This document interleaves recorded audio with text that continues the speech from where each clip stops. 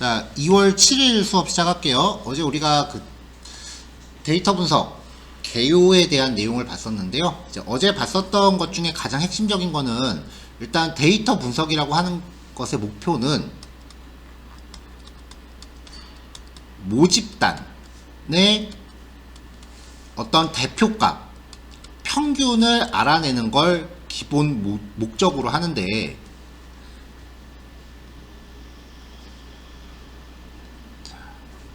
이 모집단의 평균을 모수라고 합니다.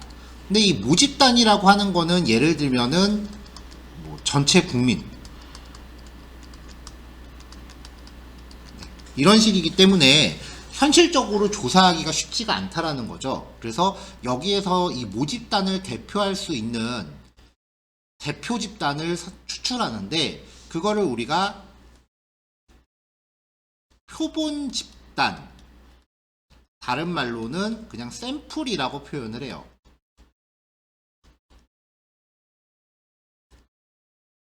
자, 그래서 이제 이 표본 집단에 대해서 평균을 구해요. 이 평균을 구해서 모집단의 평균을 추정하는 거죠. 이때 이 평균을 우리가 보통 통계량이라고 합니다. 그래서 일반적인 통계의 기법들은 요 과정이에요. 표본 집단을 선정해서 그 표본 집단의 평균 통계량을 알아내는 과정을 이제 각종 수식을 통해서 처리하고요. 그걸 통해서 이제 모수를 추정하는 겁니다. 그것도 그냥 찍어 맞추는 건 아니고 여러 가지 기법들이 있어요. 자, 이때 이 표본 집단을 추출하는 방법이 랜덤 표집이라든지 층화 추출법이라든지 아니면은 뭐 집단에서 K번째 항목을 골라서 뽑는 거라든지 뭐 이런 여러 가지 방법들이 있었죠. 근데 이런 방법들은 뭐 지금 당장 크게 기억할 필요는 없고요. 만약에 여러분들이 관련된 시험을 본다라고 하면은 그 시험 들어가기 직전에 용어들을 조금 디테일하게 정리해 놓으시면 돼요. 이제 이런 과정을 이제 앞으로 우리가 파이썬을 통해서 그 코드를 처리할 건데, 파이썬에서 데이터 분석을 하는 데 쓰이는 패키지, 추가 확장팩이라 그랬죠?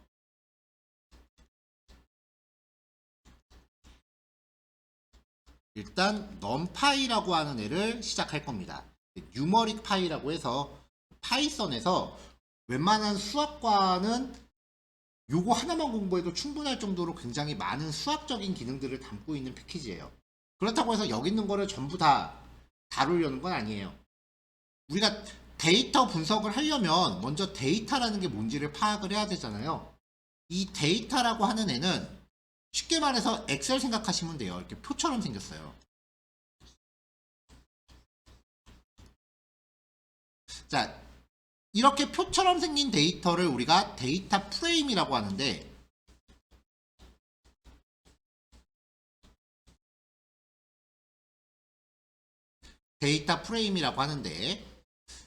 이 데이터 프레임이라는 걸 만들기 위해서는 파이썬에 있는 기본 리스트나 딕셔너리 이런 것들, 주로 리스트에서 출발을 해요. 리스트를 numpy를 통해서 한번 1차 가공을 하고요. 이거를 시리즈라고 하는 새로운 데이터 타입으로 가공을 하고, 시리즈를 다시 데이터 프레임으로 재가공을 합니다.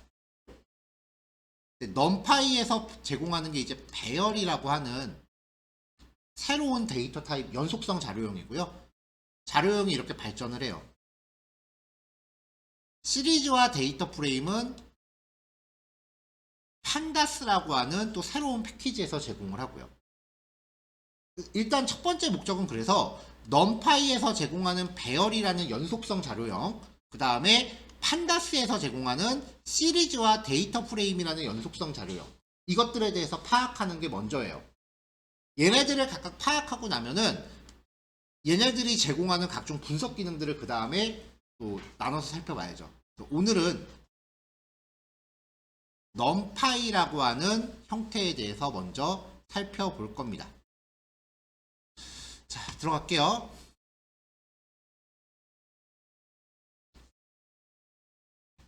자, numpy는요, 뉴머릭 파이썬 줄임말이에요. 다차원 배열을 처리하기 위한 파이썬 패키지고요. 이 배열이라는 게 쉽게 말하면 데이터 구조인데 수치 계산을 위해서 이제 효율적으로 구현된 기능들을 제공을 해요. 그래서 데이터 분석에서 되게 자주 쓰이는 도구고요.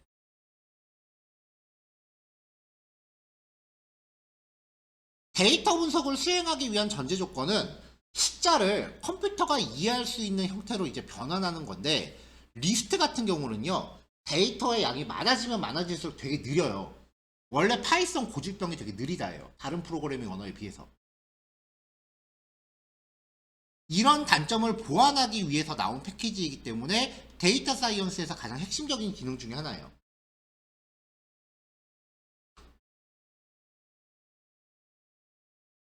자, 앞으로 새로운 패키지가 하나씩 등장할 때마다 깔아야 돼요. 어제 말했다시피 파이썬 자체적으로는 그런 기능들이 하나도 없기 때문에 파이썬의 추가 확장팩을 계속 깔아야 됩니다. 자, 그러니까 이제 앞으로 이 교환에 달러로 표시되는 명령어가 나오면은 이 달러로 표시되는 것들은 명령 프롬프트에서 입력하십시오라는 그런 뜻이에요. 컴퓨팅에서 쓰이는 그 일종의 공통 기호예요. 달러가 나와 있는 부분을 보면은 명령 프롬프트 여시고요. 어저께 이런 거 여는 거 얘기했었죠? 윈도우 로고 키 누르고 R을 동시에 누른 다음에 CMD 입력하고 엔터. 명령 프롬프트 여는 거는 꾸준히 기억해 놓으셔야 됩니다. 굉장히 자주 쓰입니다. 여기서 pip install numpy 라고 여기 나와 있는 명령어를 입력하면은, 저는 어제 미리 깔아놨기 때문에 몇 줄 안 나올 건데 새로 설치하시는 분들은 뭔가 진행 상태 막대 같은 게 표시가 될 거예요. 글자가 작으니까 글자 좀 키울게요.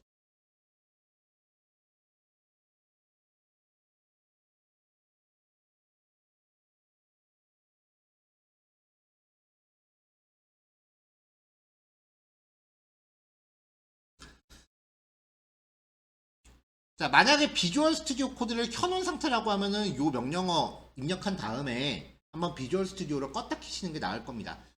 자, 그리고 이제 PIP 통칭 PIP 명령이라고 해요. 이 PIP 명령을 사용해서 뭔가 설치했는데 항상 그런 건 아니고요.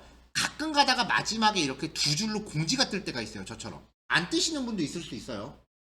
이게 뭐냐면은 이 PIP 명령어 자체가 지금 제 컴퓨터에 깔려 있는 게 24.3.1인데 최신 버전이 25로 업그레이드 됐다는 뜻이에요. 그러니까 웬만하면은 이 PIP 명령어를 업그레이드 하세요 라고 알려주는 거거든요. 어떻게 업그레이드 하느냐? 간단해요. to update run. 업데이트를 위해선 실행하세요. 이거를. 그러니까 지금 여기 나와 있는 이 명령어를 밑에서 고스란히 한번 베끼면 돼요.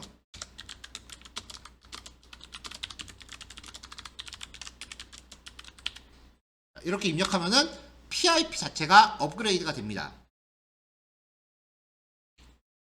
이 업그레이드 명령은 맨날 쓰는 건 아니고요. 가끔 이제 내가 PIP로 뭔가 설치했을 때 끝자락에 이렇게 공지가 나오면은 그때마다 한 번씩 해주시면 돼요. 이거 은근히 자주 써요. 한 2주에 한 번꼴로 나와요.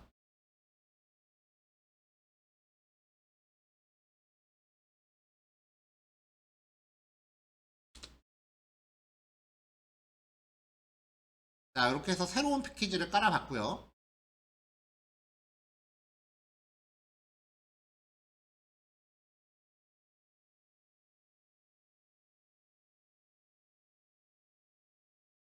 자, 교환에는 이제 여러분들이 작성하셔야 될 코드하고 그 다음에 그 코드를 설명하기 위한 텍스트, 필요한 경우는 코드가 있고 그 밑에 출력 결과까지 같이 넣어놨어요.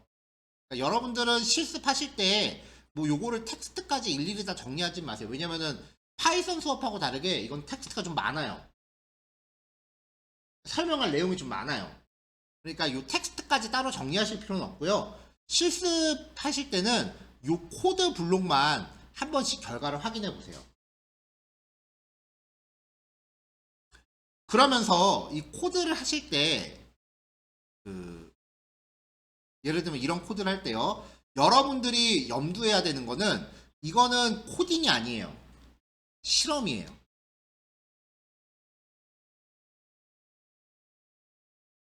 데이터 분석은 프로그래밍하고 거리가 멀어요. 프로그래밍이 아니에요.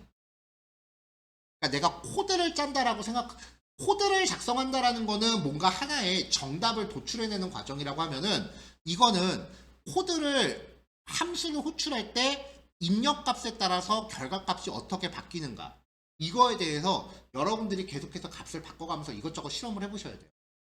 거기에서 규칙을 찾으려고 노력을 하셔야 돼요.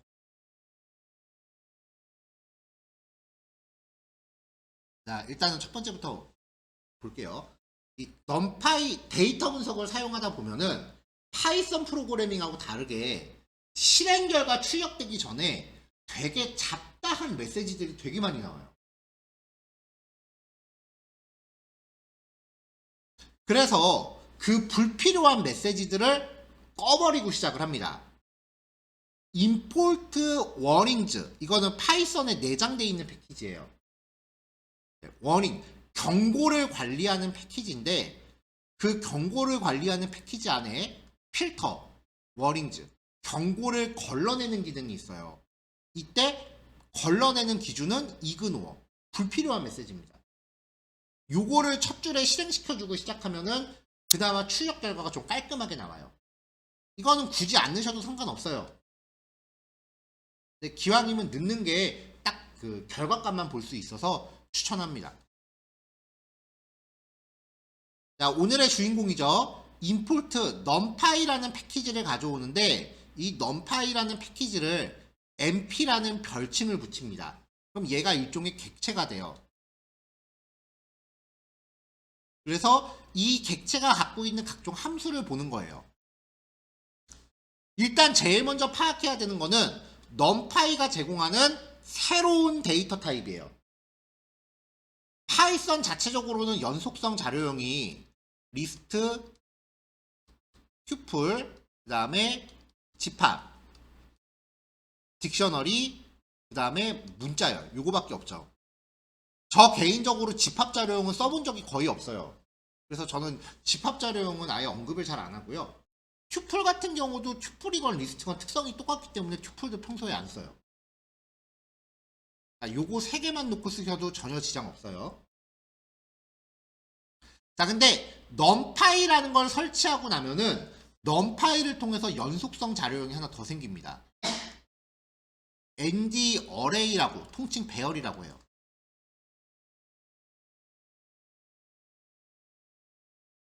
이 배열은 리스트의 업그레이드 버전이라고 생각하시면 돼요. 그래서 리스트를 가공해서 만들어요. 기본적으로 리스트를 가공을 해요. 리스트와의 차이가 뭐냐면은 파이썬의 리스트는요 서로 다른 데이터 타입의 원소를 허용을 합니다. 숫자, 문자열, 논리값 이렇게 여러 가지를 섞어서 만들 수 있는데 numpy의 array 타입은요 반드시 모든 원소의 데이터 타입이 동일해야 됩니다. 그걸 제외하고는 기본적으로 리스트랑 기본 특성이 똑같아요. 인덱스 번호 있어요. 그리고 길이도 있어요. 반복문을 통해서 탐색 가능하고요. 인덱싱과 슬라이싱 돼요. 자, 그럼 이제 리스트를 통해서 1차원 배열을 만들어 볼게요.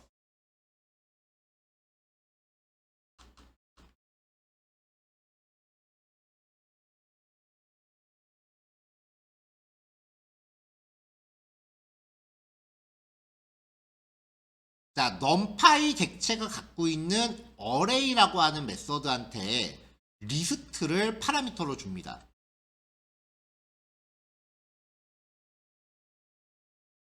그러면 리턴 받는 얘를 데이터 타입을 확인해 보면요. numpy.md 어레이 종류다. 이렇게 나와요.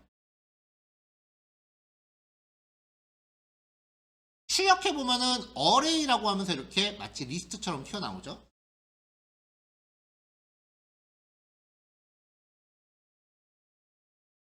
기본 특성은 리스트랑 똑같아요. len 함수한테 던져주면은 len 함수는 뭐가 됐건 최대한 개수를 카운트해줘요.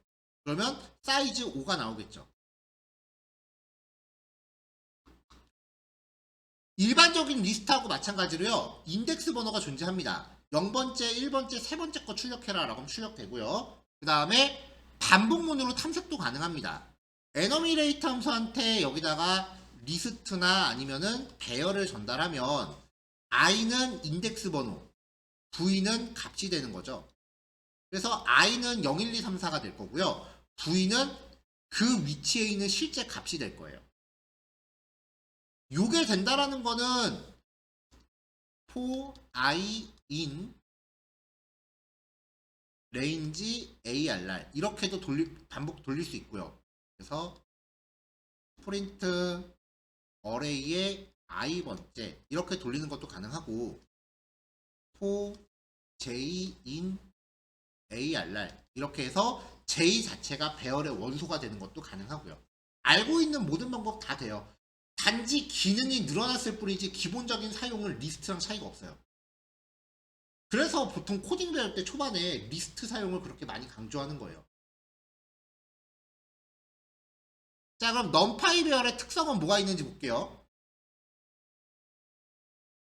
아까도 말했지만 일반 리스트 타입은 서로 다른 타입의 원소를 허용을 해요. 100, 3.14 true 이렇게 해서 출력하면 나오죠.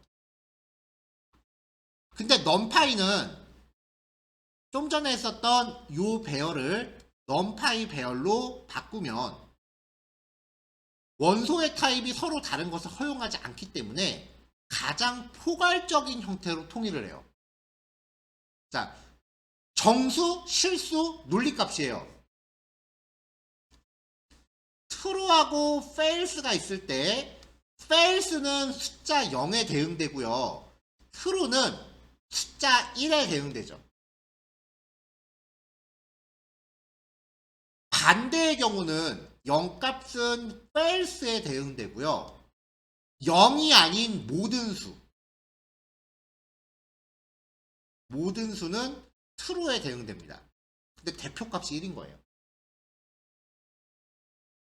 자, 그럼 얘도 정수라고 퉁칩시다. 1에 대응되니까. 그럼 정수하고 실수 중에서는 소수점이 붙어있는 게 표현 범위가 더 넓잖아요.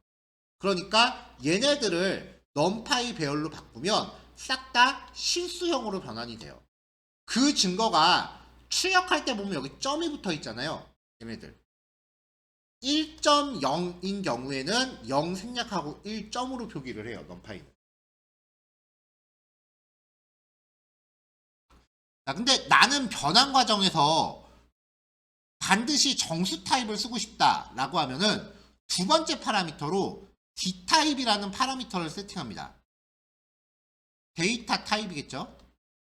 데이터 타입을 int, 정수형으로 강제 설정합니다.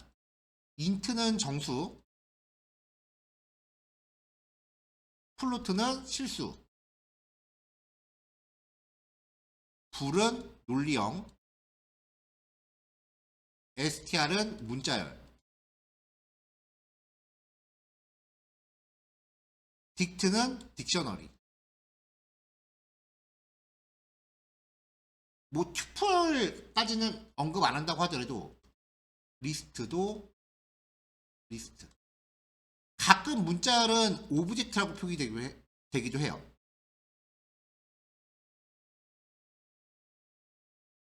튜플이랑 집합까지는 아니더라도 요 정도의 파이썬에서 쓰는 기본 자료형 이름은 이제 기억을 하실 때가 됐어요.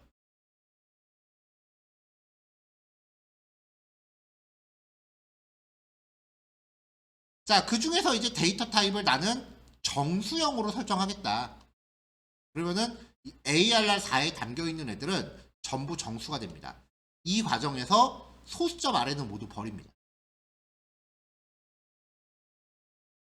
실수를 정수로 강제로 바꾸면 항상 소수점 이하는 무조건 버립니다.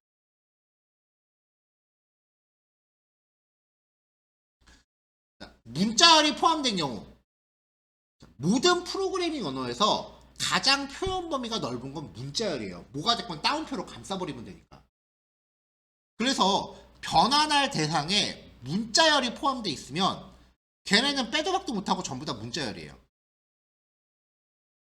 따옴표 감싸서 나온 거 보이죠? 여기에 타입이 이렇게 나오는데 이거는 PDF로 변환하면서 글자가 깨진 겁니다.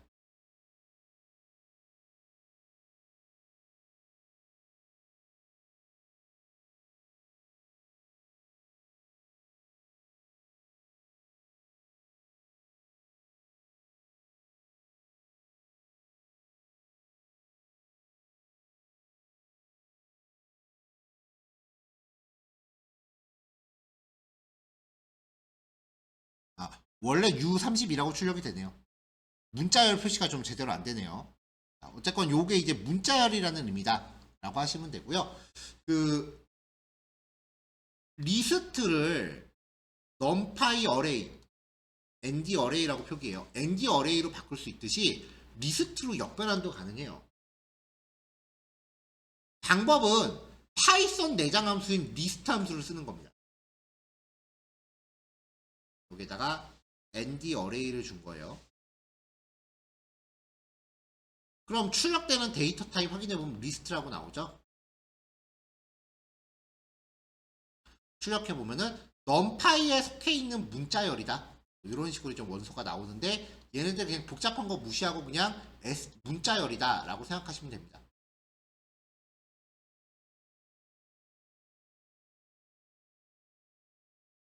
자, 1교시는 몸풀기로 이 정도만 해볼까요? 이제 첫 실습이니까 실습 어떤 식으로 하는지 좀 적응을 할 필요도 있고요. 여기 이 PDF 자체를 잘 보관을 하세요. 여기에 있는 내용을 다 딸딸딸딸 외우라는 건 아니에요. 물론 외우면 좋긴 한데 그 여러분들한테 배포해드린 이 교환 자체가 수업용으로 쓰기도 하지만 저도 이제 개인적인 데이터 분석할 때 이 파일 자체를 저도 참고서처럼 사용을 해요. 이거 다 외운다라는 거는 애당초 불가능하니까 너무 욕심내지 마시고요. 그냥 여러 번 봐서 익숙해지세요. 그래서 필요할 때 찾아볼 수 있을 정도로만 적응하면 되니까 이 코드에 대한 내용을 그냥 한 번씩 실험만 해보고 넘어가세요. 원래 처음에는 이 파일 배포할 때 출력 결과를 PDF에 안 넣으려고 그랬어요. 그러니까 이제 여러분들이 실습하고 이게 맞나? 라는 자꾸 의구심을 가져 하길래 나중에 다시 추가한 거거든요. 코드 테스트 해보시고 결과 맞는지 비교만 해서 넘어가 보시면 됩니다. 한 가지만 더 얘기할게요. 우리가 기본적인 내용을 다루는 동안은 그냥 이런 식으로 계속 이론만 나갈 거예요. 아마 거의 한 3일차? 4일차 그 정도까지는 어쩔 수가 없고요. 그 이후부터는 이제 여러분들한테 제가 문제를 이제 제시를 해드릴 거예요. 연습 문제들이 있어요.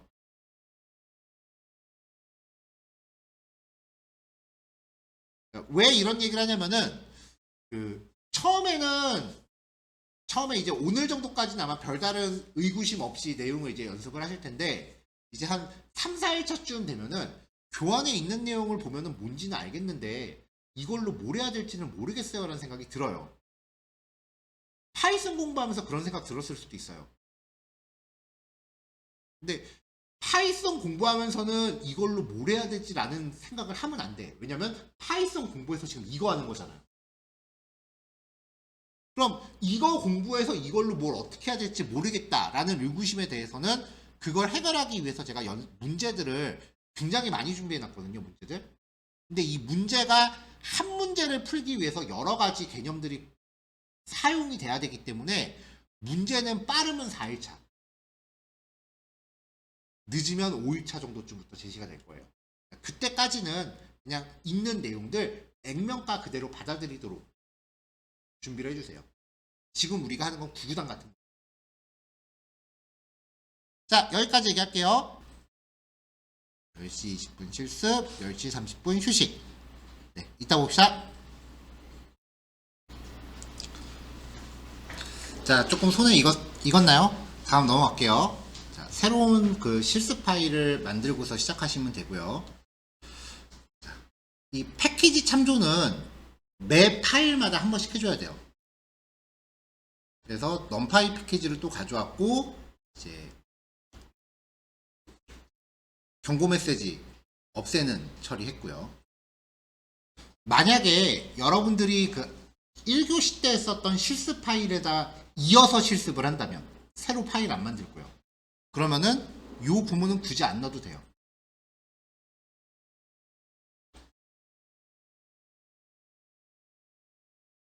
자, 첫 번째 기능. 리스트가 있을 때 10, 20, 30이 있고 5, 15, 25가 있을 때 위치가 똑같은 애들끼리 더해라. 얘가 A고 얘가 B예요.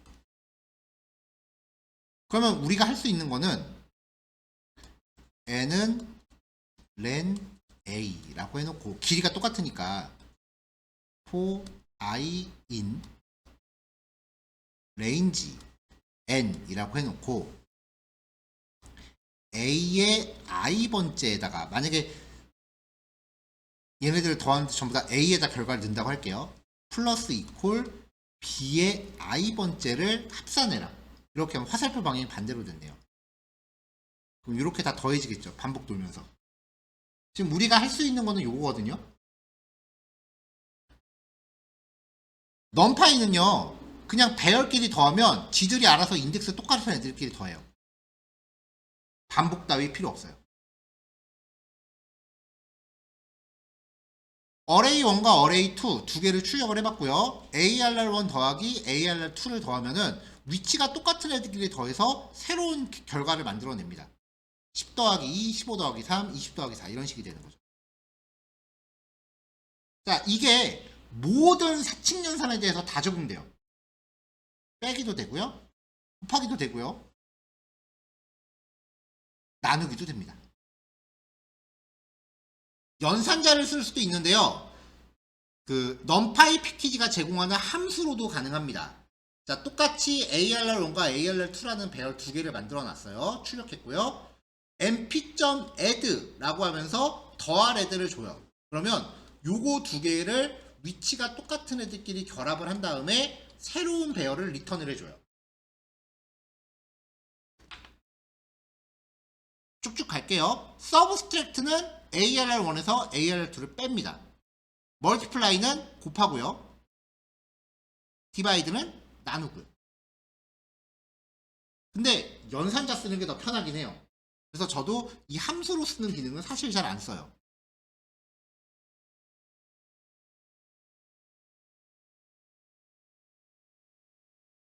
자, 이제 기초 통계량을 산출하는 방법에 대해서 해보죠. 최대값, 최소값, 합계, 평균 같은 이런 값들을 기초 통계량이라고 부릅니다.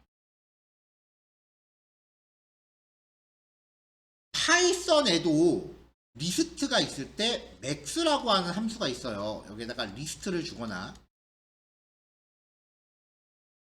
min이라고 해서 리스트를 주거나 아니면 sum이라는 함수한테 리스트를 주면은 파이썬의 리스트도 최대값, 최소값, 합계를 만들어낼 수 있습니다. 샘플 데이터를 하나 준비를 했고요.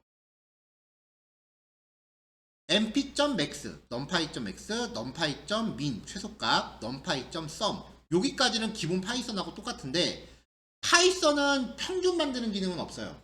그래서 파이썬에서 평균을 만들려면은 나누기 len 리스트 이렇게 직접 구해줘야 돼요. numpy는 평균값도 제공을 해요.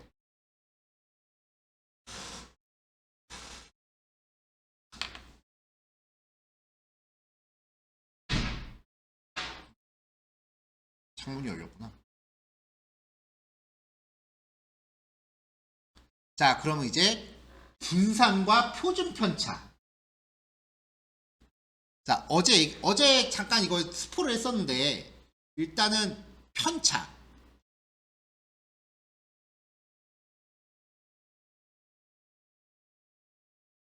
자, 편차는 관측값. 실제 값이에요. 실제 값에서 평균을 뺀 값이에요. 예를 들어서 5, 10, 15, 20이 있다라고 하면 얘네들의 평균을 구합니다. 25, 20, 50. 50을 4로 나누면 10, 2.5, 12.5 정도 되겠네요. 그냥 12라고 퉁칠게요. 12가 평균이야. 평균을 보통 이렇게 표시를 해요. 위에 짝대기 그어서. 실제 값에서 평균을 빼요. 마이너스 7, 마이너스 2, 3이죠. 3.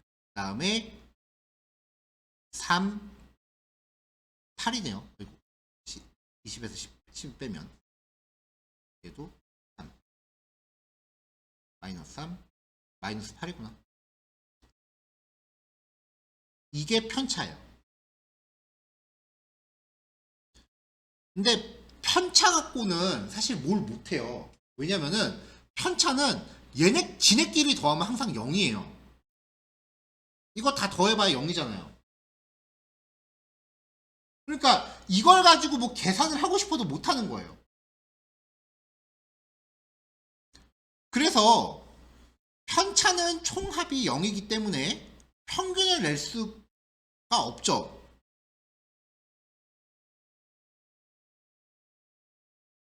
그래서 얘네들이 평균값에서 대체적으로 얼마만큼 차이가 나는가를 계산하고 싶을 때 1번은 절대값을 씌우거나 아니면은 다 제곱을 합니다. 근데 보통은 제곱을 해요. 제곱, 제곱, 제곱, 제곱. 그러면 64, 9, 9, 64가 되죠. 얘네들에 대한 평균을 내는 걸 분산이라고 해요. 그러면은 값이 갑자기 확 커지잖아요.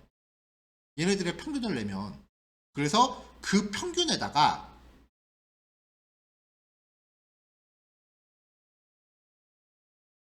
루트를 씌워요. 이걸 표준편차라고 해요. 이 표준편차는 각 데이터들이 평균값으로부터 얼마만큼 떨어져 있는가를 의미하는 값이에요. 이걸 삼포도라고 합니다. 자, 이거를 지금 제가 적은 이 과정을 계산해 본다고 하면 직접 코드로 반복문 돌면서 코딩 테스트에나 나올 법한 문제죠. 자, numPy는요 np.bar라고 하면서 배열을 주면은 아이고 아프겠다. 자, np.bar라고 하면서 numpy 배열을 주면은 배열의 분산을 그냥 알아서 구해주고요. np.std 표준이잖아요. 스탠다드라고 기억하시면 돼요. 여기다가 배열을 주면은 표준 편차 알아서 구해줍니다. 반복문 따위 쓸 일 웬만하면 안 나와요. 반복문 여러분들이 직접 돌리는 거 데이터 분석하면서 진짜 안 해도 1도 상관없어. 근데 조금 작성하다 보면 이게 코딩이 내가 지금 코딩을 하는 건지 노가다를 하는 건지 구별이 잘 안 갈 때가 오거든요. 현타 올 때가 있거든요. 그러면 그때 반복문 돌려서 약간의 좀 테크닉을 발휘하는 거예요. 다른 사람들 코드 일일이 다 한 100줄 정도 짤 때 나는 반복문 돌려서 2줄만으로 퉁친다. 포한 다음에 명령 하나 날려서. 그런 걸로 쓰는 거지 반복문 안 돌린다고 해서 데이터 분석 코드에서 문제될 게 1도 없어요.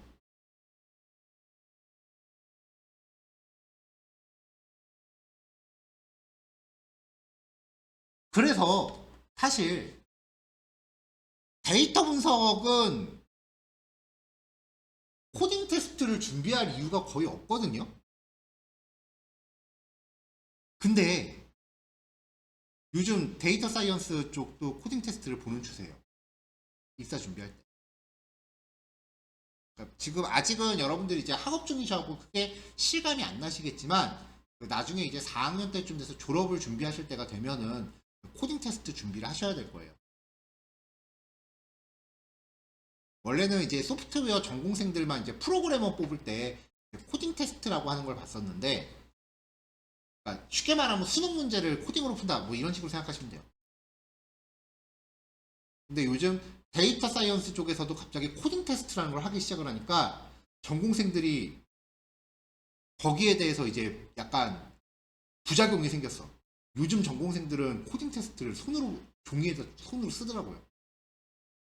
그러니까 수능 문제 같은 걸 내주고 문제를 푸는데 그 풀이를 소스 코드를 종이에다 쓰세요예요. 전공생들.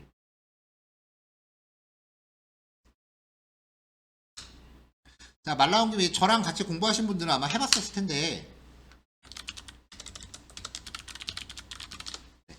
프로그래머스라고 하는 사이트가 있어요. 여기에 대충 가입해서 로그인하고 코딩 테스트라고 하면은 여기 일단 모든 문제 가봅시다. 이런 식으로 이제 코딩 문제들이 쭉 일종의 문제은행 사이트예요. 여기 딱 들어가면은 이제 왼쪽 여기 이제 문제 나오고 여기에 내가 짠 코드를 기입하고 여기 실행을 해서 결과 확인해보고 제출. 그러면 이제 채점 결과가 여기 표시가 돼요. 이런 식으로 푸는 문제거든요.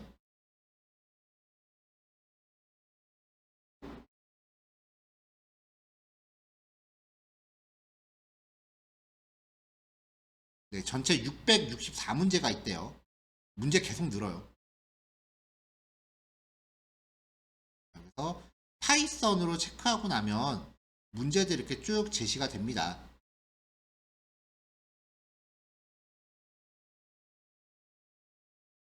이제 하나 클릭하고 들어가 보면은 이제 이런 식으로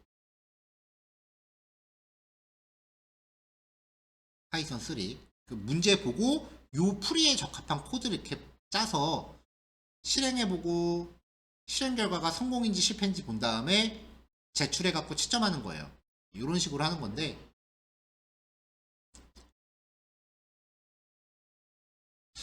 데이터 분석만을 목표로 한다라고 하시면은 여기 보시면은 인문 문제라고 하는 게 있어요. 기초 문제보다 인문 문제가 더 쉬워요. 여기 인문 문제를 보면은 왼쪽에 날짜별로 문제가 이렇게 제시가 되거든요. 처음 접속하시면은 2일차까지밖에 안 나올 거예요. 다 풀면은 다음날 그 다음 문제가 오픈되는 스타일이에요.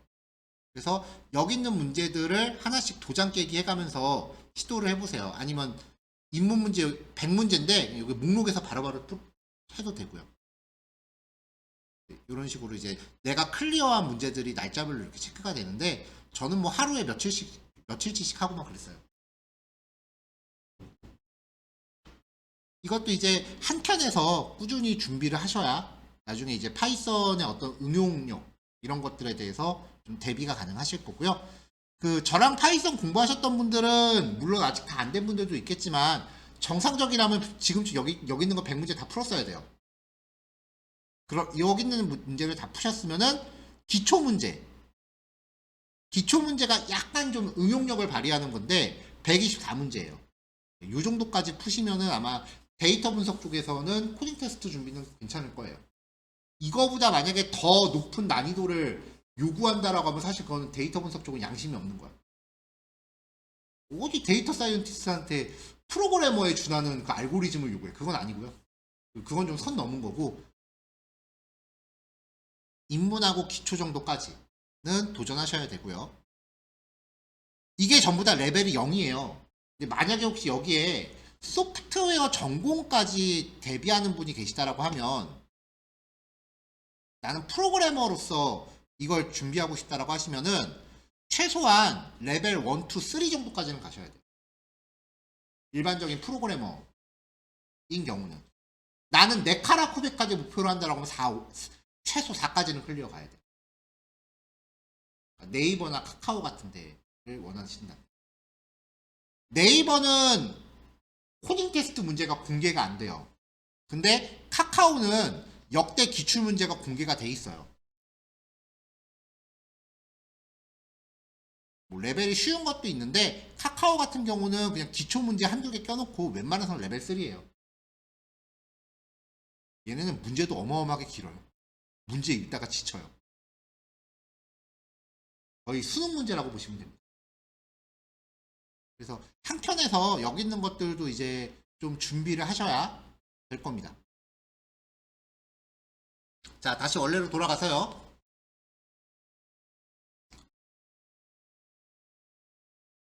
자, 이번엔 조건에 맞는 값이에요.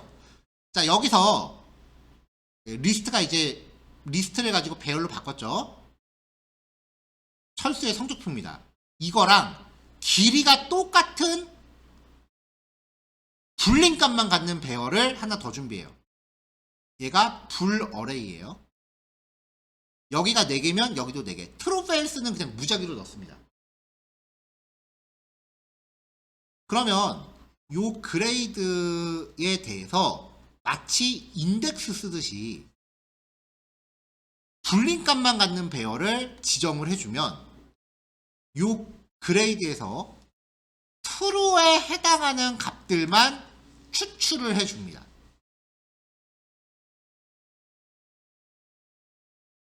근데 사실 요 기능 자체는 그렇게 쓸 일은 없어요. 근데 얘가 true나 false에 맞는 애들을 걸러내는 기능이 있다라는 게 중요해요. 왜 중요하냐면은 다음 예제부터요. 다음 예제부터 많이 써요. 배열. 대괄호 열고요. 배열 이름을 한 번 더 적어요. 그 다음에 조건식을 구사합니다. 그러면 이 조건이 충족되는 애들만 골라줘요. 이거를 파이썬에서 푼다라고 하면 그냥 파이썬으로 풀고 싶다면 result2라고 하는 빈 리스트를 준비하고 for I in grade 라고 찍은 다음에 if i가 80보다 크거나 같을 때 result2에 append i를 result2에 넣어주세요 라고 코드를 짜야 돼. 이걸 그냥 이거 한 줄로 퉁칩니다. 자, 이거 이해해서 푸실래요? 이거 외울래요? 선택은 여러분 몫이에요. 저라면 외우고 말아요. 이런 게 되게 많아요. 그러니까 기존의 파이썬하고 비교하면은 간단하잖아. 훨씬 쉽잖아요. 근데 약간 다른 종류의 스트레스가 되는 거죠. 내가 지금 이해 과목을 하는 건지 암기 과목을 하는 건지 헷갈리기 시작하는 거죠. 여러분, 암기가 먼저예요. 이해는 못할 수 있어요. 암기는 안 하는 거예요.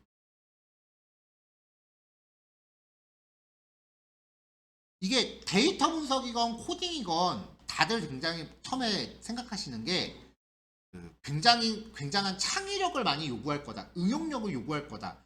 그렇게 생각을 하고 처음부터 그거에만 꽂혀요. 틀린 말은 아니야. 창의력, 응용력 분명히 필요해요. 그럼 여러분들이 수능에서 수리 영역, 수학 문제를 풀기 위해서 굉장히 많은 응용을 했을 텐데 그 전에 여러분들이 먼저 한 게 있어. 자, 7 곱하기 8. 그럼 56이라고 떠오를 거 아니에요. 이거 여러분들 외웠어요? 아니면 7을 머릿속으로 8번 더 했어요? 암기가 먼저예요. 자, 김영하 작가가 한 말이에요. 창의력은 배경 지식이 있을 때만 발휘돼요. 일단 배경 지식을 먼저 쌓으셔야 돼요.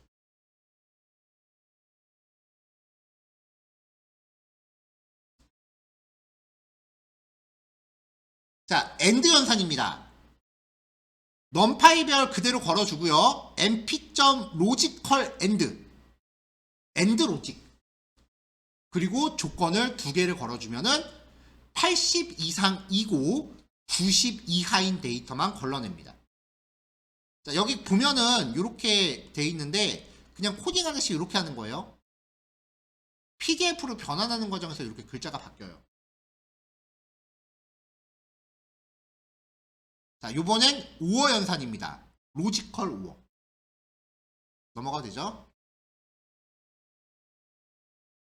어때요? 파이썬 때보다 오히려 쉽죠?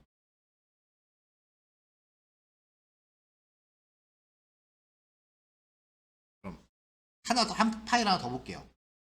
자, 요번엔 도수 분포래요. 이거 제가 알기로 중학교 교과 과정이거든요. 기억나세요? 안 나도 돼요. 도수라는 거는 특정 구간 혹은 범주에 속하는 자료의 개수예요. 쉽게 말하면 전교생의 키를 조사를 해요. 뭐 150부터 뭐 190대까지 키가 있다면 학생들의 키가 이렇게 저마다 있을 거 아니에요. 이거를 구간을 나눠요. 160, 170, 180. 그래서 요 구간에 속하는 애들 5명, 이 구간 6명, 이 구간 9명, 이 구간 2명. 이렇게 구간별로 개수를 카운팅한 거를 도수라고 합니다. 자, 이거를 표로 정리하는 거예요. 150 이상, 160 미만. 5명, 160 이상, 170 미만. 6명, 170 이상, 180 미만. 9명, 180 이상, 190, 마지막은 이하. 포함이 돼야 되니까 얘는 2명. 이거를 표로 만들어요. 그럼 이걸 도수 분포표라고 해요.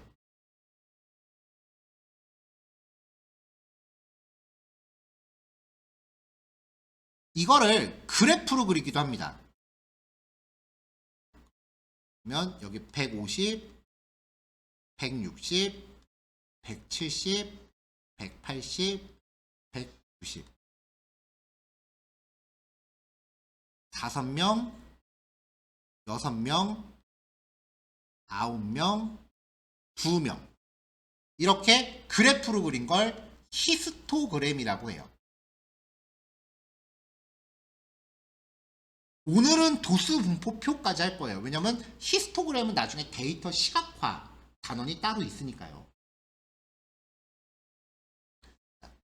도수 분포표나 히스토그램은요, 데이터가 어떻게 분포되어 있는가를 판단하기 위한 지표가 됩니다. 자, 도수 분포에서 쓰이는 용어입니다. 계급, 클래스라고 하는데요. 요 각각의 구간을 뜻해요. 그러니까 여기서는 요게 클래스가 되는 거예요. 각각의. 파이썬 클래스랑 달라요.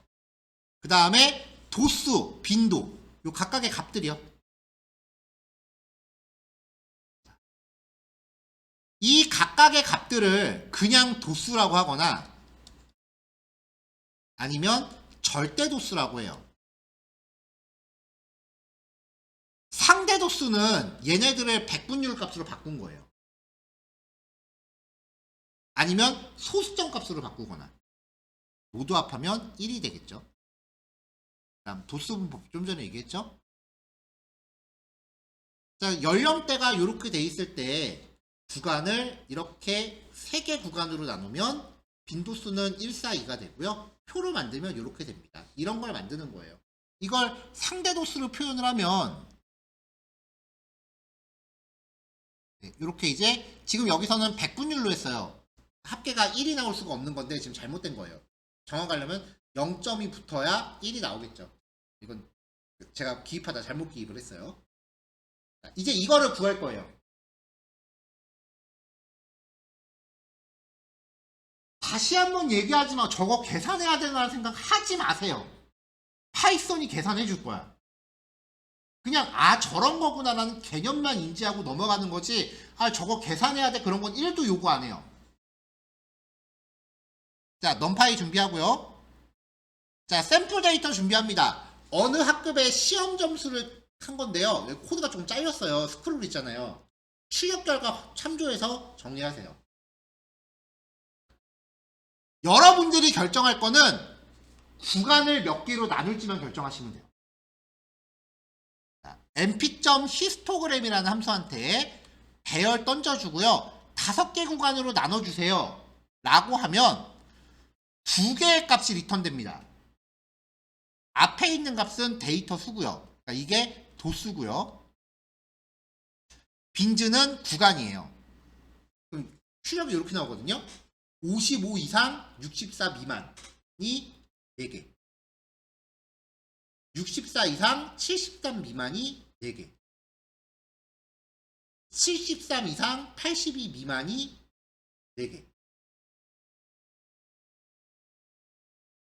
82 이상 91 미만이 3개. 91 이상 100 이하가 2개. 이렇게 해석하시면 돼요.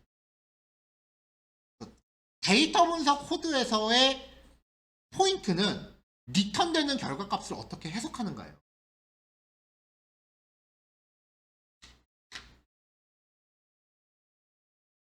자, 그럼 이거를 도수분포표로 만든다라고 하면 사실 권장하는 거는 출력되는 거 확인해서 직접 엑셀이나 워드로 표 만드세요.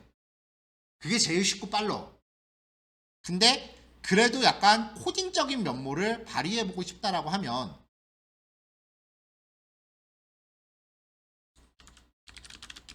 자, 이 출력값만 좀 옮길게요. 히스트는 44432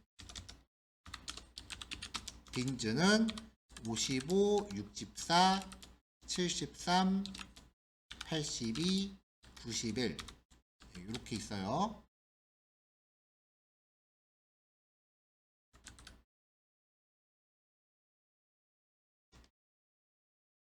자, 일단은 이 도수 값을 가지고 반복을 돌려요.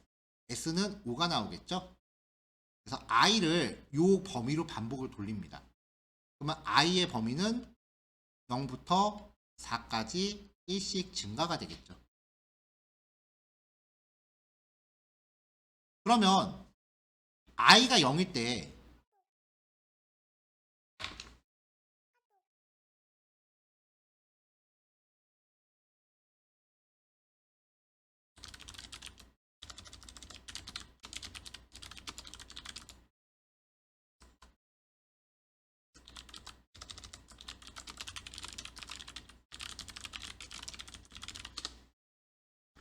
자, I가 0일 때 히스트의 0번째 그리고 빈즈의 0번째 그리고 그 옆에 거 55 이상 64 미만인 범위가 4개다. I가 1일 때는 히스트의 1번째 그 다음 빈즈의 1번째와 그 옆에 거 I가 3일 때는 빈즈의 3번째 거와 그 옆에 거 구간을 찾아야 되니까요. 3번째 거 여기와 그 옆에 거 마지막은 값이 하나가 더 있어야 되는데 하나가 지금 기입이 안 됐네요. 여기 마지막 100이 하나 더 있어요. 이 뒤에 100이 하나 더 있어요. 마지막일 때는 얘와 그 옆에 거 이렇게 반복을 돌리면 되거든요. 잠시만요. 창문 좀 닫을게요.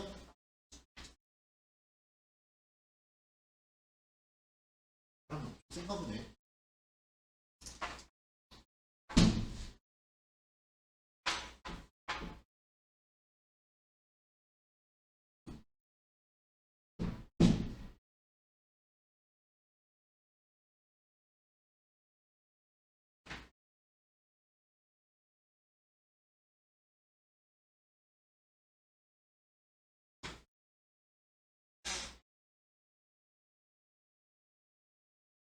자, 그러니까 일단은 히스트의 i번째와 히스트의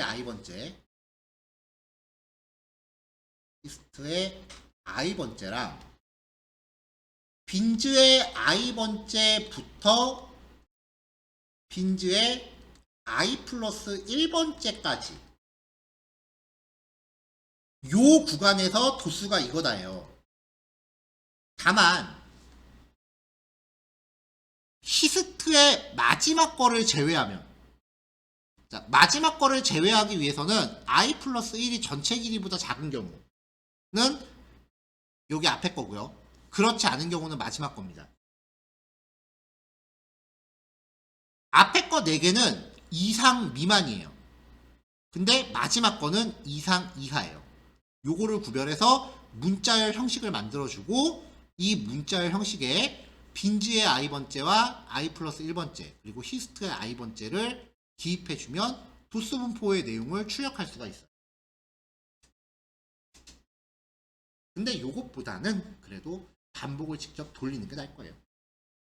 엑셀을 직접 쓰는 게 더 나을 수도 있어요. 자, 구간수를 결정을 하면 다시 앞으로 좀 갈게요. 구간수를 결정을 하면은 데이터를 쪼개는 범위가 이렇게 좀 들쭉날쭉하게 쪼개져요. 상황에 따라서 막 소수점까지 들어갈 수도 있어요. 이게 좀 딱딱 떨어지는 느낌이 아니잖아요. 그래서 구간을 내가 딱딱 임의로 떨어지게 하고 싶다라고 하면은 히스토그램 함수에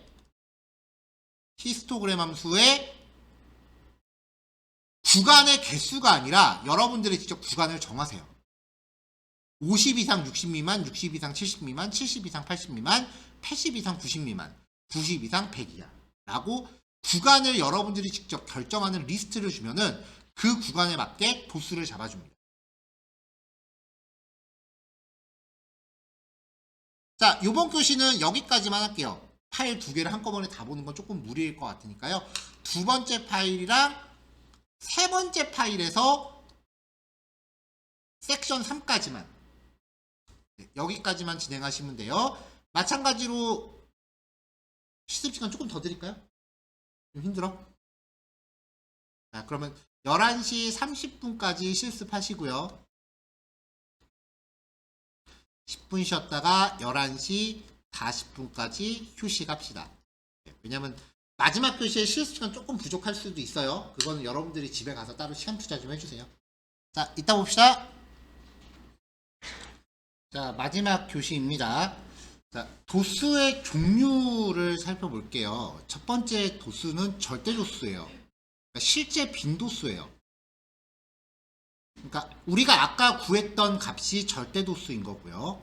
상대 도수는 이걸 백분율로 환산한 값이라고 그랬죠. 백분율로 환산하기 위해서 각각의 도수 값을 총 합계로 나눠주면 돼요. 자, 아까 우리가 구했었던 그 도수 3, 4, 5, 3, 2 이렇게 값이 나왔다고 쳐요.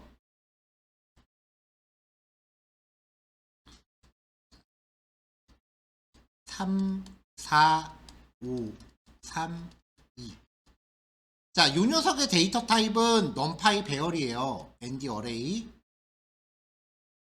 numPy 배열에 아까 배열끼리 사칙연산을 하면은 똑같은 위치끼리 계산을 한다 그랬죠.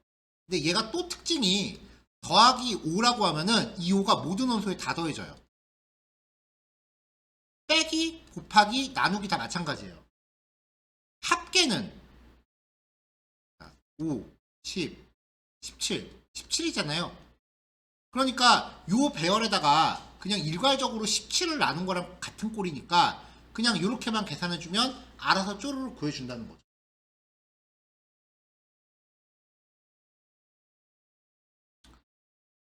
누적 도수는요.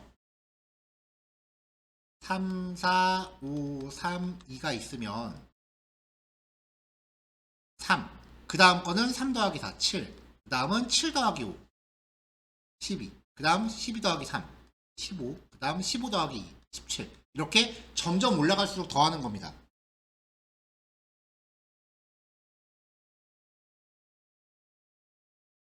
얘는 계산을 한번 해줘야 돼요.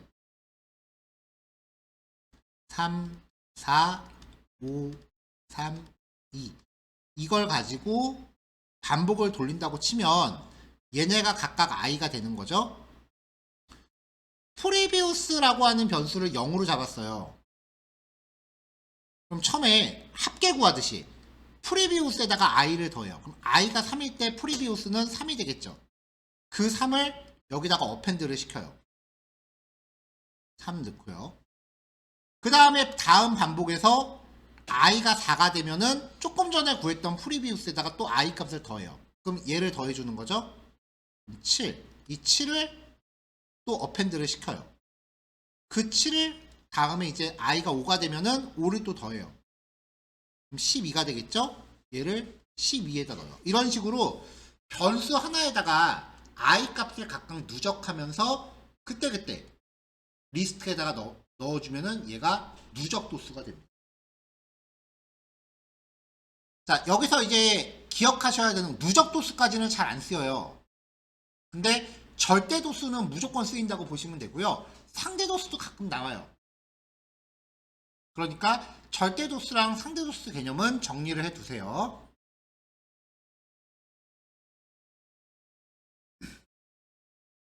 자, 마지막 파일이에요.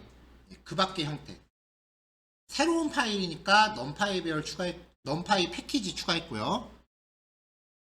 일단 2차원 배열입니다. 우리 리스트 할 때도 2차원 리스트 봤었잖아요. 마찬가지로 2차원 리스트를 nd.array라는 함수한테 넣어주면은 2차 배열이 됩니다.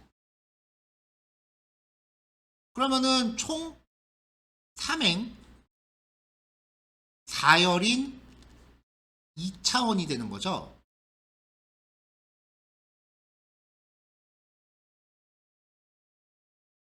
배열 이름 ndim 디멘션이에요.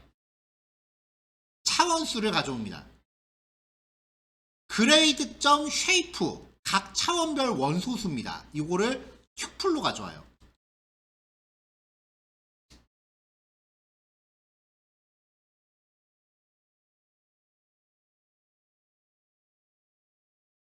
그레이드 d타입 각각의 원소의 데이터 타입을 확인합니다.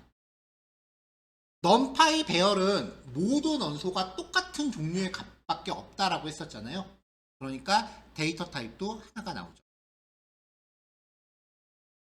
아까 배열이 이거였어요. 9872 이거 캡처 하나 뜰게요. 아, 화면. 미안해요. 다시 얘기하겠네.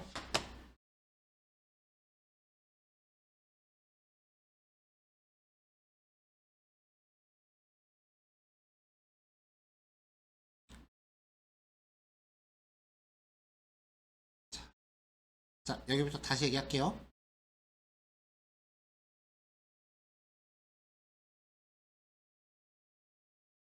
이거 오래 안 쓰면 멈춰요.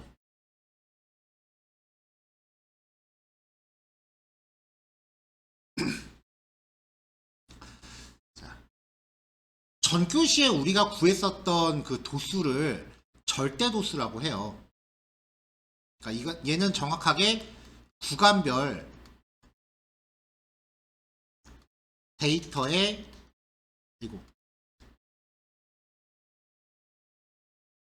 데이터 수가 되는 거죠.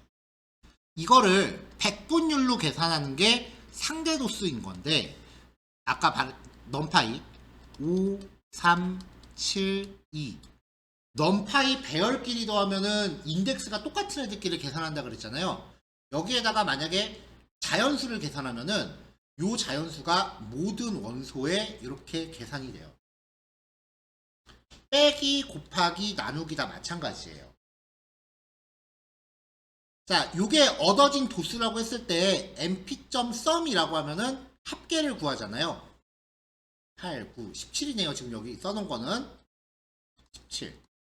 그럼 결과적으로 요 코드 전체는 요 넘파이 배열에서 17을 나누라는 거니까 모든 원소에 다 적용이 되니까 각각의 결과값은 백분율 값으로 도출이 되겠죠. 이걸 상대 도수라고 하고요. 누적 도수는 처음에는 5, 그 다음 5 더하기 3, 8. 그 다음 거는 5 더하기 3 더하기 7. 근데 5 더하기 3이 8이니까 요거를 다 더하는 거랑 얘랑 얘 더하는 거랑 똑같죠. 그래서 8 더하기 7이라고 해서 15. 15 더하기 2에서 17. 이렇게 가면 갈수록 누적되는 게 누적 도수예요. 이거는 코드로 만들어줘야 돼요.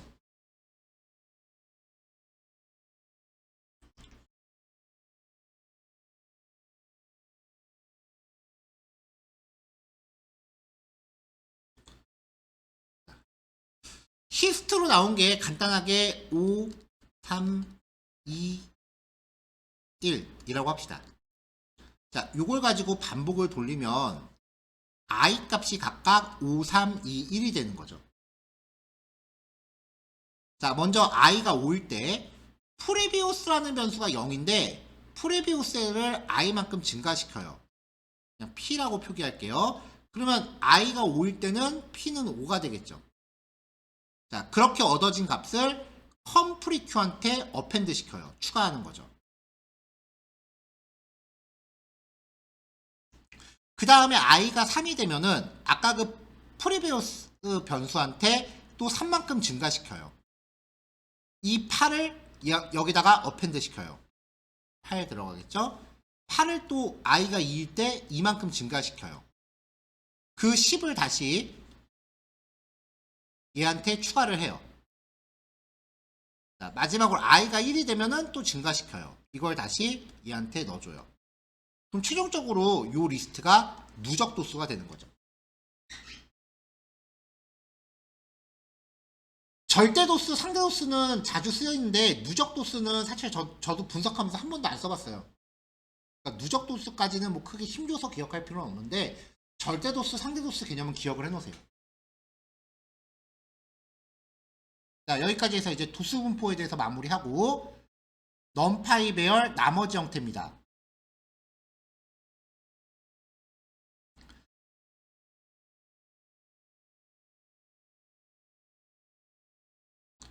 자, 새로운 소스 파일이 추가됐으니까 패키지 가져왔고요. 우리 파이썬 리스트 할 때 2차원 리스트 봤었잖아요. 2차원 리스트를 end.array한테 넘겨주면은 2차원 배열이 돼요. 2차원이고 3행 4열이죠.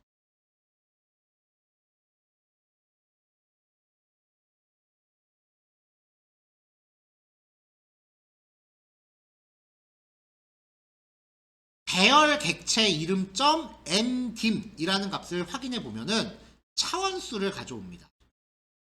배열 이름 shape라고 하면은 몇 행 몇 열인지를 튜플 형태로 가져옵니다. 리스트랑 똑같은 거예요. 튜플은.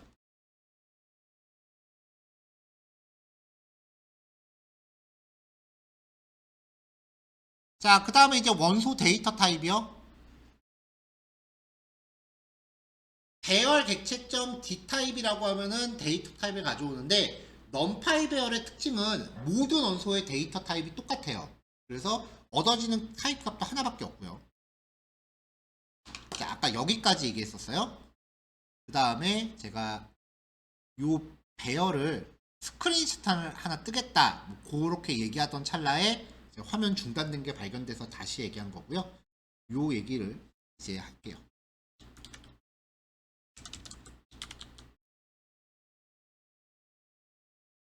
화면 캡처가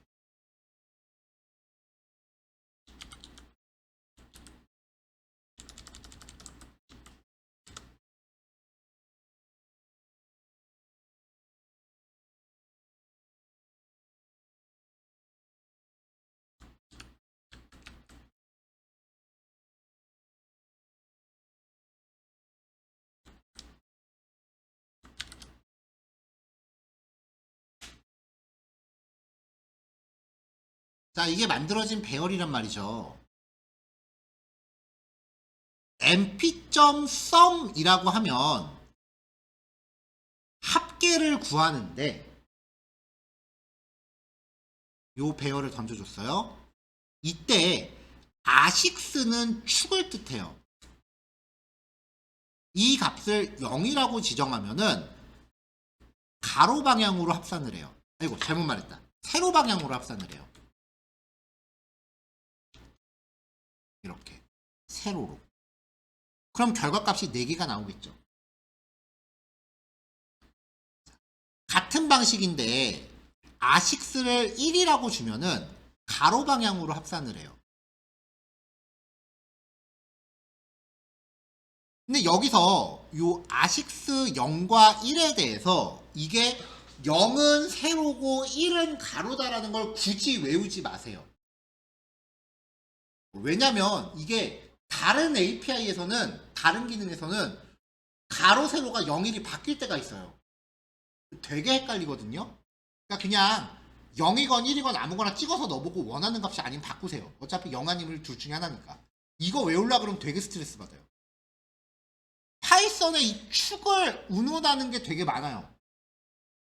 굳이 외우지 마세요. 자, 조건 검색입니다. 마찬가지로 원본 배열과 크기가 똑같은 불린 배열을 지정을 해줘요. 그러면 true인 위치의 데이터들만 추출을 해내는 거예요. 얘네들만. 그래서 그 결과를 1차원으로 바꿔서 뽑아줘요. 원본 배열 이름 점 불린 배열 이름을 인덱스처럼 쓰세요.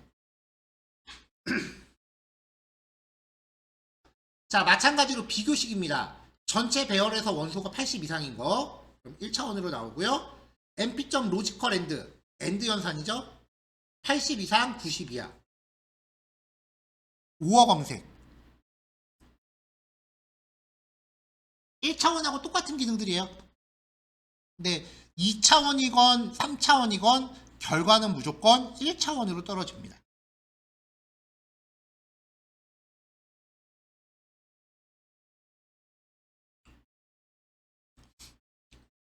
자, 값이 정형화된 배열을 만드는 거예요. 모든 원소가 0으로 채워진 배열을 만들 때요. np.zeros 삼행사열 np.zeros 바로하고 5라고 하면은 그냥 1차원 0이 5개.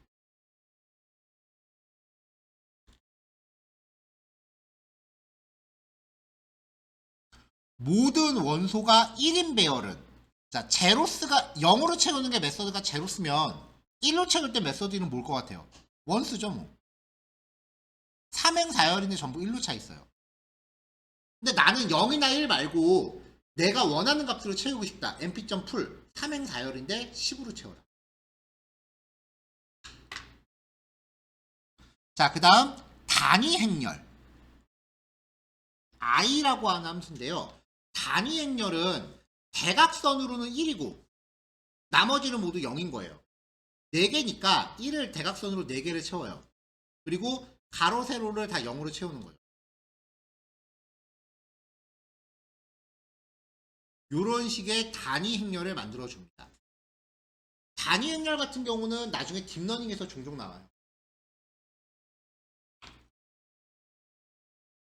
애당초 값을 랜덤으로 만들고 싶다.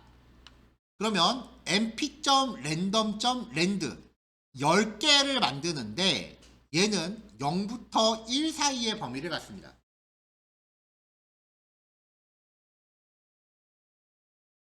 삼행사열인 2차원으로 만들고 싶다. 여기 값이 하나면은 1차원인 거고요. 2개면은 삼행사열 2차원이 돼요.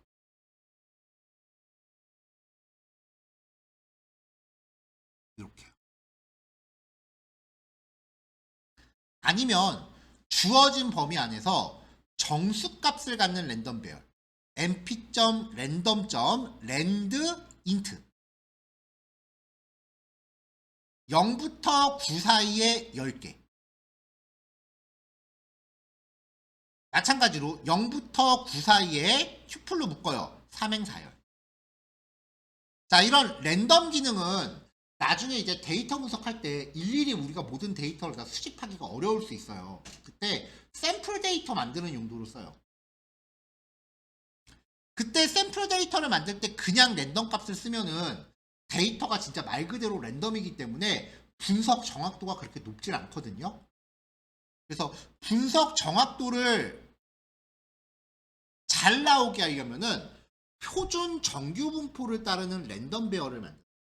정규 분포라는 게 데이터 평균이 있을 때 데이터가 평균으로부터 이렇게 골고루 퍼져 있는 형태.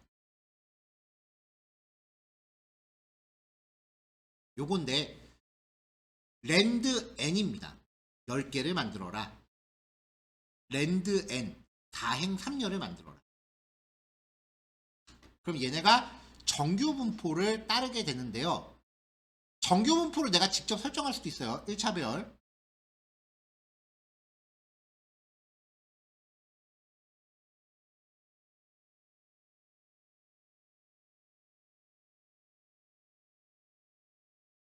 np.random.normal 평균은 0, 표준 편차 1인 정규 분포에서 10개를 만들어요. 요거 되게 중요해요. 요거 꼭 기억해 놓으세요. 가장 표준적인 데이터를 만들어줍니다. 2차원 배열일 때는 차원 수만 넣어주면 되는데 보통은 1차원으로 많이 만들어요. 요거 잘 기억하세요.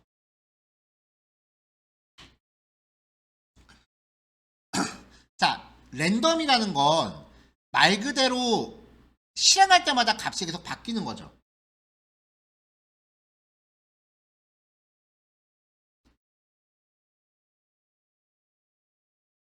랜덤 시드라고 하는 건요. 랜덤 값 중에 몇 번째 숫자인지를 의미하는 값이에요. 이거를 특정 값으로 고정해 놓으면은 이게 랜덤이라는 게 진짜 매번 랜덤이 아니라요. 컴퓨터 안에 숫자 카드가 있어요. 숫자 카드가 있는데 랜덤 값을 만들 때마다 이 카드 중에서 특정 위치부터 10개를 가져와요.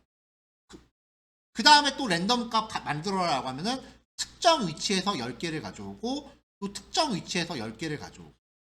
그러니까 여러분들이 카드를 섞은 카드를 갖고 있다고 쳐요.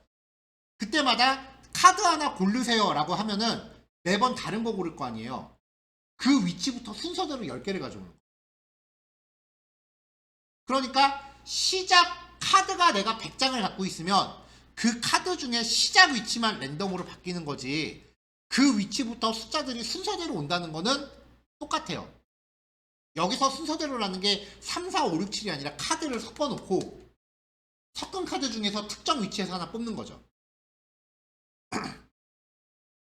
이 시드라는 거는 카드가 이렇게 쭉 있을 때 카드를 섞은 거예요. 거기에서 위치를 1234번 위치로 고정하라는 얘기예요. 그러면은 내가 카드를 100번 뽑으면 여기가 1234번이면 카드를 매번 여기서 뽑는 거야. 매번. 그리고 거기서부터 쪼르륵 10개를 가져와요. 그럼 랜덤 값이 거의 균등하게 나오겠죠. 매번 똑같다라는 의미는 아닐 거예요. 조금씩 섞이긴 하는데 매번 똑같은 위치에서 카드를 뽑히기 때문에 랜덤 값의 변동이 크지 않습니다. 이걸 왜 그러냐면은 랜덤 값을 만든다라는 거는 샘플 값을 만든다, 샘플 데이터를 만드는 거라 그랬죠. 그러면 얘네들의 만약에 평균을 낸다고 쳐요. 그럼 데이터 자체가 랜덤이니까 평균 값도 매번 바뀔 거 아니에요. 이게 무슨 말이냐면은 여러분들이 코드를 작성한 다음에 실행하면 실행할 때마다 결과값이 바뀐다는 거야. 그럼 그게 맞는지 틀리는지 우리한테는 되게 헷갈리겠죠. 그래서 보통 랜덤 값을 만든다라고 하더라도 시작 위치를 고정해 놓고 매번 균일한 데이터셋을 뽑아요.